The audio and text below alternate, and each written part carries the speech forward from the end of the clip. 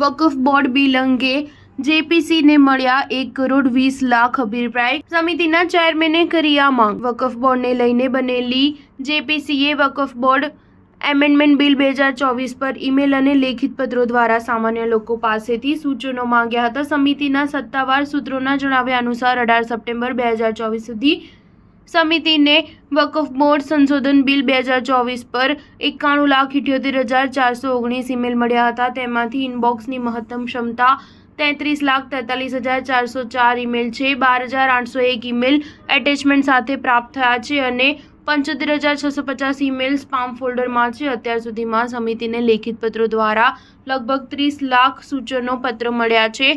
સૂત્રોના જણાવ્યા અનુસાર ઈમેલ અને લેખિત પત્રો દ્વારા સમિતિ પાસે 1,20,00,000થી વધુ સૂચનો આવ્યા છે. સમિતિના અધ્યક્ષ જગદંબિકા પાલ લોકસભા અધ્યક્ષને મળ્યા છે અને ઈમેલ અને લેખિત પત્રોનો અભ્યાસ કરવા અને રિપોર્ટ તૈયાર કરવા માટે વધુ અધિકારીઓ નીમવા વિનંતી કરી છે.